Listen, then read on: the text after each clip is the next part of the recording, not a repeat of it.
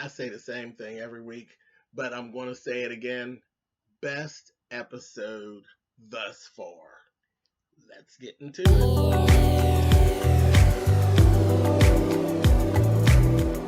And I'm like, come on through, Cookie. I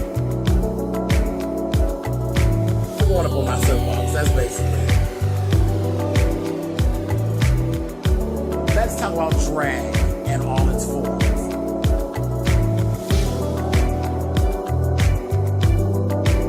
What, Cookie?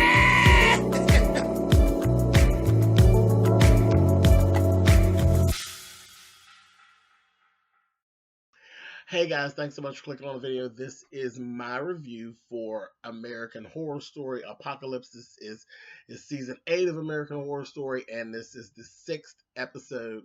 And as I said, this was the best episode.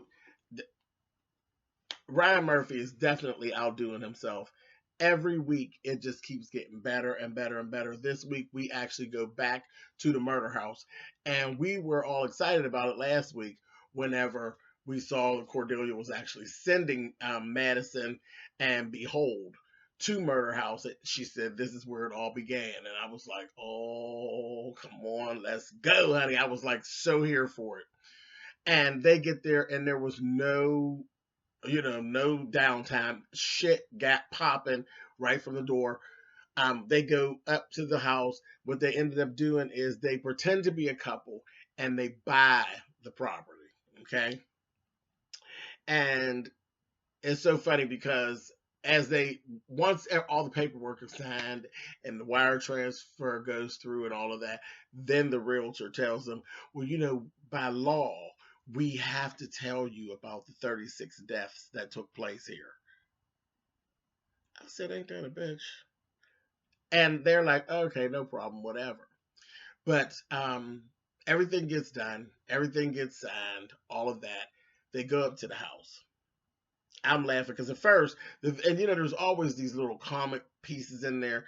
Madison was like, nobody's going to ever buy that we're actually a couple and this, that, and the other. Baby, that damn Behold looked at her like, girl, listen, it is what it is. And he's like, everybody's having a bad day, God damn it. I had to wear khakis. I said, oh, he needs to stop. Baby, he had, again, this cape. Baby, that cape was, I said, she's so fagalicious, honey. I love it. That cape was everything. That bitch twirled up in there, cape with one motherfucking arm. I said, so y'all need to get in touch with Billy Porter, honey, and tell him when you swing on through Pittsburgh to visit your family, honey, bring that motherfucking cape with you, honey, and drop it over on the north side, honey. Loved it. Anyway, but they go through. We knew it was going to be some shit from the door. When they first got there, Behold did one of these, and the gates open. He went up to the door, and he did one of these, honey, and the house gave. Bitch, when? Bitch, where? Bitch, get out of here. And Madison's like, oh, child, just use the key. The house is like literally refusing Behold's powers. His powers are just down in the whole presence of the house. So I said, oh, shit. So they go ahead and right away they could feel the presence of something non-magical. There was something much deeper than that. But, if you've watched Murder House, Murder House is like a portal to hell. There's more than magic going on. There's a whole lot of evil. There's a very blatant evil presence at the Murder House, flat out. People have died strange deaths. Some of the bodies were found, some of the bodies were not. I laughed when the realtor said 36. If he said 36, you better believe there's 45 or 50. It just is what it is. So, and then after we get into it, we found shit, even the ghosts that are stuck there. Because if you die at the murder house, you're stuck at the murder house. But even the ghosts that are stuck at the murder house are not safe. And I'll explain that later. You can fucking die again. I said, Lord have mercy. This is just too much. Come on, Ryan. This is what I'm talking about. You better work with that fucking ink pen. So we get in there. Behold, actually, he said, the spirits can go unseen until they want to be seen. They don't have to show you themselves. And he could tell right away that they were blocking. They were blocking them. They wouldn't allow them to see them. So Behold actually did an actual physical spell. And to go back to old school, baby. Just like you all always on these computers, honey, that don't know what you're doing other than all the point and click. You better figure out the old way of doing things, honey, where you can actually do it when the shit's not working. Anyway, so I digress. Uh, so he went back old school, did an old physical spell with some shades and some little things, some little shit thrown down, and some herbs and all that. And he said, okay, we're in. He could feel it. He said, we're in. Him and Madison, they said the chant. And baby, then you start seeing people walking, honey. I said, oh, shit. So he has exposed the house to him and Madison. And they're like, yeah, we can see y'all, honey. We can see you all walking around here, baby. And then we start seeing all the characters that we knew from the murder house, baby. And I was sitting over here like, let's get it. I was getting so angry every time a commercial came on. I was like, oh, come on, god damn it. So it didn't take very long before we seen Constance Langdon, and she introduced herself, honey, and she told them, well, because there was like a couple little things. They seen a little girl, then they seen, it was Constance's children who you were actually seeing first. And you seen, looked like a maid, but not the maid that we know. There was another maid. Because if you remember in the murder house, there was the maid who looked like an old woman. It's the same character that plays Myrtle Snow. Actually plays her. She's an older woman.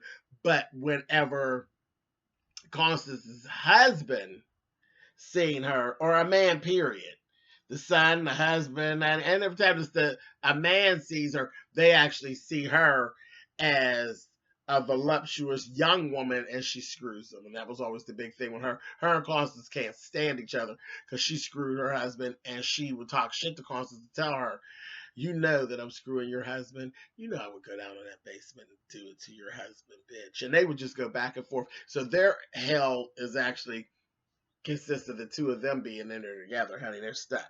But anyway, we'll get to that in a second. So it wasn't her, but we saw her in a little bit. Constance sees them when, and you know, she had 4 children. Child, they were all fucked up, honey. All her kids were fucked up. She had the one who, he was deformed. He had deformities, like visual deformities. He kind of looked like the little boy from Mask, or like the Elephant Man. She had the little girl who has no eyes. I don't know what happened to that little girl. I don't remember that part of the story. She had no eyes. She just, like, there was like blood sockets, no eyes. And then she has Tate, and Tate, you know, Tate is a murderous son of a bastard, honey. Tate is just like a serial killer. And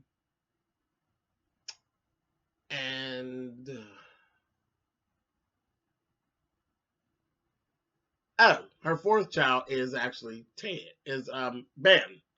Ben is her child. The psychiatrist, and Ben just has some little mental stuff going on in general. And I believe that Ben was a devil worshiper as well. I think he bought into the cult, if I can remember correctly. But he was more of a his was total mental. He looked completely normal, really good looking and all of that, but he has some real shit going on in his head. Probably a little schizophrenia and everything else going on. A little bipolarity and some more shit. But yeah, but her kids, you know, all her kids were fucked up. And then what we found out later is that Michael Langdon is her grandson. He's her grandson, okay? But anyway, she introduces herself, and she says, yes, I am Constance Langdon. And they were saying, you know, Madison and all her attitude, yeah, girl, we just bought the house for you all. So you should be happy, and don't be being all smart with us, because we bought the house to, you know, so nobody's coming in here bothering you all. So we purchased the house, the witches, we purchased the house, and you all could be at peace with each other, and whatever this hell is you all are in. She told her, she says, let me tell you something, little girl. My name is Constance Langdon, and this is my fucking house. I said, yes, bitch. And then said, Are the two of you going to go down to the corner store to the Asians and get me my bottle of Crown Royal and my cigarettes, honey? I said, oh, Miss Constance, you better do it, honey. Like, she said, it's so hard to find good help, honey. I said, oh my God. Then her and the maid got to arguing, honey. She gonna say, if you're gonna be here stuck for eternity and you're gonna be a maid, honey, the least you could do is be a halfway decent one. She said, I was always halfway decent, honey. I was more than halfway decent when I was down there riding your husband, honey. I said, oh! So the two of them battled. Um, it was a mess. And then the medium. Do you all remember the medium? There's a medium who's actually played by Sarah Paulson. The medium, she was actually there too because she died at the house and she stuck there. So she was like talking. Constance finally at some point told her, get out, child. Because she kept telling her not to talk to them. She was like, child, get out. Go somewhere. Go somewhere and sit down. It's my goddamn house whore. So what she ended up doing, they told them they want to know everything about Michael. And she says, well, I would be an authority on that. And she said, but this is the deal. I give you something, you give me something. And I didn't know if she was going to double cross them or what she was going to do. But I should have known because Constance wasn't too much. She was just a bitch. She's an old rich bitch. She wasn't too much of a double crosser.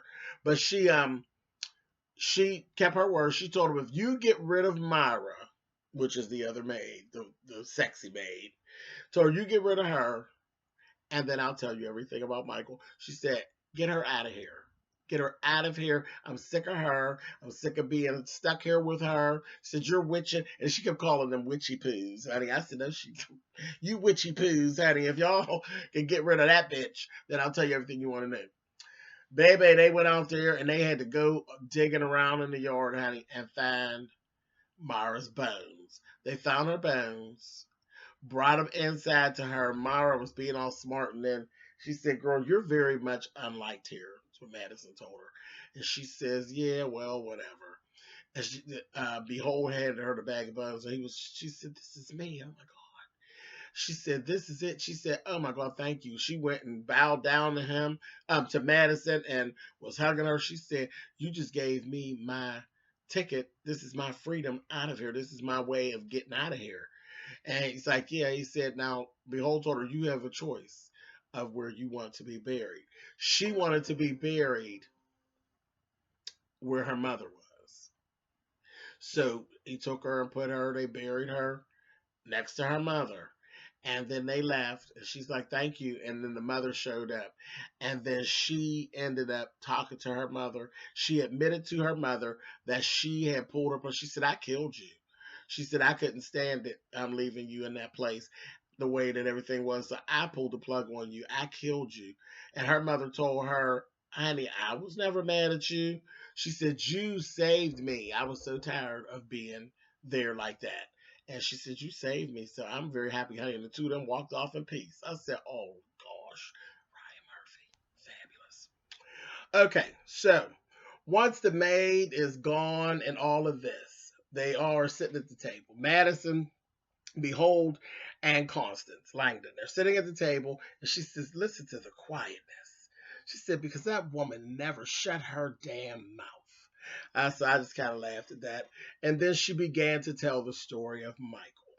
Michael's mother, who is actually Ben's wife, she died during childbirth. Now, it was always thought that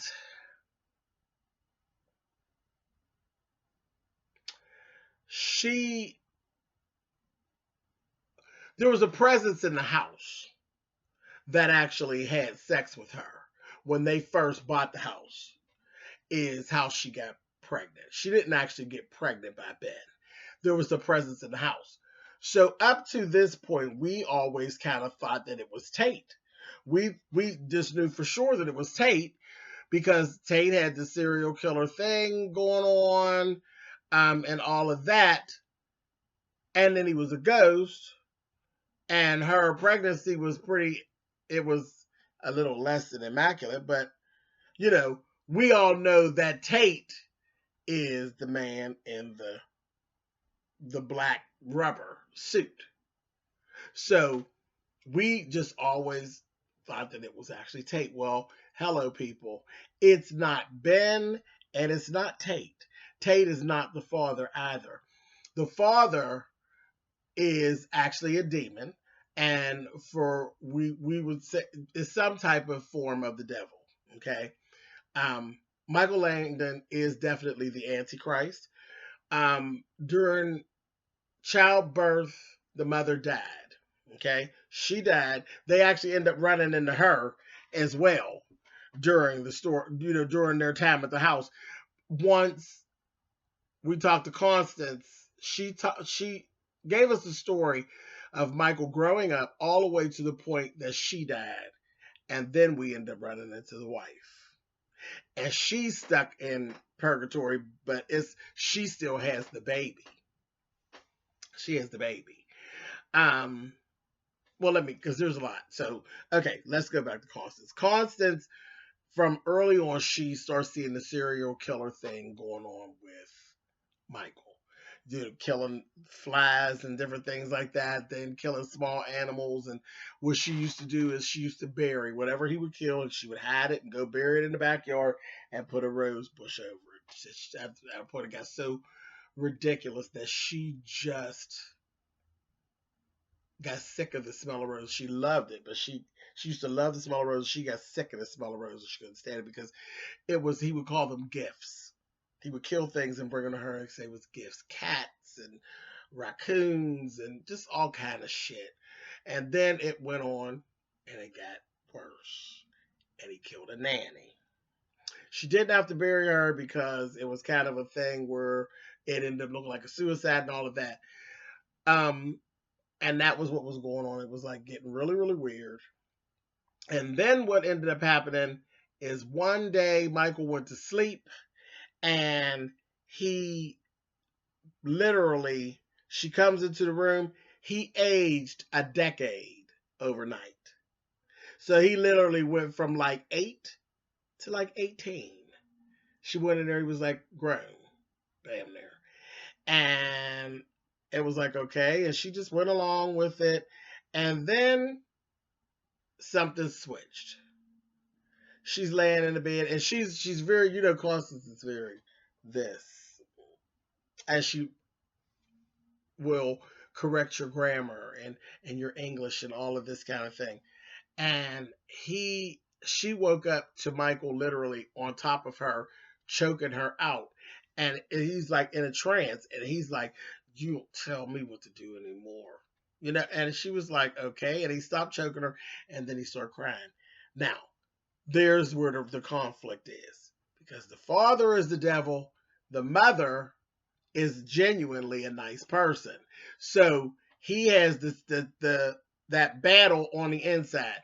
There's a part of Michael that wants to be good, and there's a part of Michael that wants to be bad. So at this point, Constance has gotten to a point where she had gotten to where she was afraid. She was starting to be afraid of Michael because now he's like a grown man.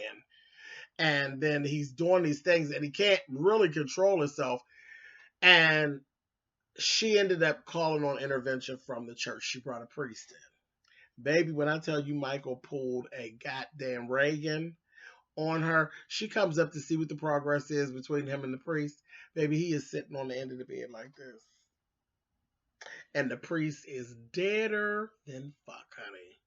Neck just is slit and just dead as hell, honey. And she was like, that's it. That's a mess. It was just too much at that point. She's completely afraid. He had killed all the help in the house. So all of the maids and stuff you see walking around, Michael done killed them all. They killed them all. I said, Lord have mercy. They all buried out in the backyard. A mess. So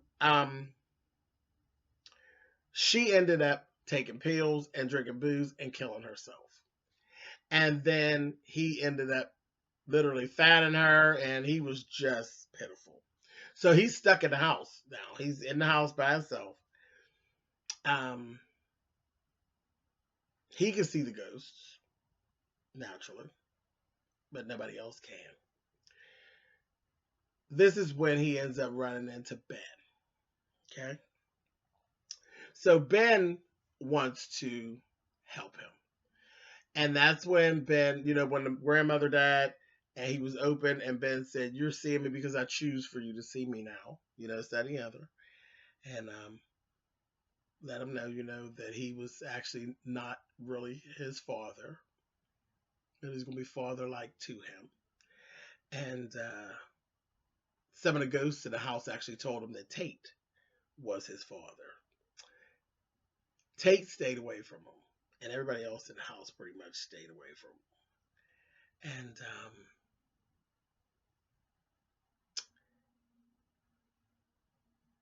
he ended up going along. They were doing their little counseling, and he was helping them to get in touch with his good side and all of this kind of stuff. And then what ended up switching is one day he was in Tate's room messing with the rubber mask. And Tate busted in there and told him, "Don't touch my shit. Stay away from all of my shit." This, that, thing, and the other. Oh, and the other thing with Constance, she said that she would definitely, when she killed herself, she made the decision because she knew she was always supposed to be a mother. And she killed herself, which would lock her into the house, where she would be in the house with all of the children that died, and they were there. Everybody would be there except for Michael. And now that she's a ghost, she doesn't have to let Michael see her when she doesn't want to. And that's it. So she was there with her children. She said she never wanted to see Michael ever again. I said, "Oh, wow, okay." So anyway, the stepdad goes ahead, does all this with him. Then he goes in the room and he's messing with Tate's stuff. Comes in. Tate says, "Don't touch my shit. This, that, and the other. What are you doing?" And he said, "Well, I just want to be like you, father." And Tate told him, "I am not your father. Who told you some shit like that? My seed did not create you." And baby, that whole thing of being denied and all of this, that literally turned him. From that point, it was a wrap. Ben could do nothing else with him. And we started seeing him going down this dark road, and he was getting more and more in touch with this dark side that he has. And then there was this lesbian couple that came to buy the house. They bought the house. They moved in literally upon their arrival. They end up walking in. They walk into a room, and they're like looking like, "What the hell? How'd you get in there?" Here, Michael's in the house. He's been hiding out in the house. In the house, in the latex suit, and he slit one in their throat and stabbed the other one in the forehead. There on the floor. Ben's hearing this screaming. He runs in, and you see the person in the rubber suit, and they're like, "Oh, wait, that's not Tate. It was Michael." And he's like, "Why did you do that, Michael? You didn't. Those ladies were good. They didn't do anything. They just bought the house. They didn't do anything." And he was looking at him all evil, and he made him fly backwards. And then he took, and the ladies they raise up, and now they're ghosts, and they're being seen, and they're like, "Wait a minute, what's happening?" They're looking down on their bodies, and they're looking at Michael, and they're like, looking over, they see Ben, and they're like, "I don't feel right."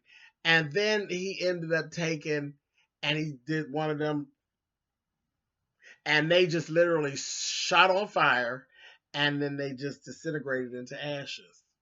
This is where I was telling you all, you have to be careful, because not only in the murder house, Michael can actually kill you again in the murder house. What he did was he killed them out of their physical body into the ghost realm, and then he literally killed their souls. He literally disintegrated their souls into ashes, so they were literally just non-existent anymore.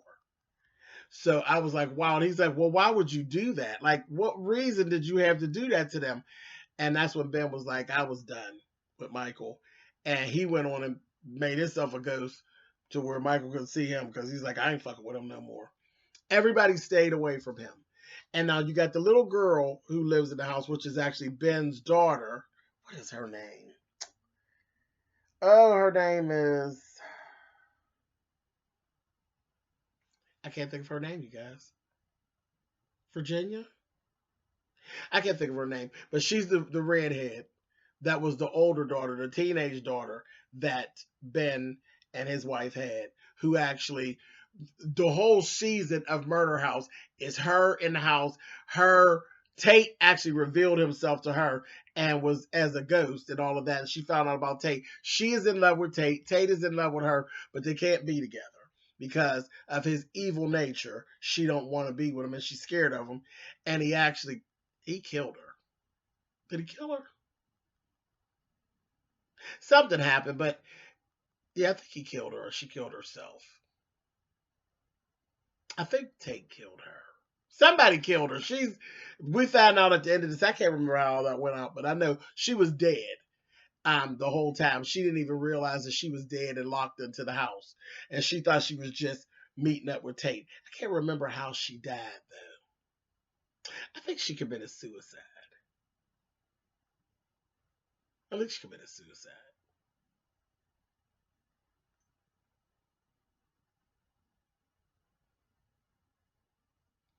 But then she was actually in the floor. She's like inside the floor of the house. So I'm going to go out and say that she was murdered because if she just committed suicide, her body wouldn't have been hidden. And I know on this episode, when they came in, they knew about Ben and they said, Ben, you committed suicide. He said, fool, I didn't commit suicide. I was murdered. He said he was murdered. So I'm going to just go with, you know what? I take that back because you know what? He did bring the whole devil worship and people and all of that into the house. So that's probably who murdered him and probably murdered her too. Probably. Probably.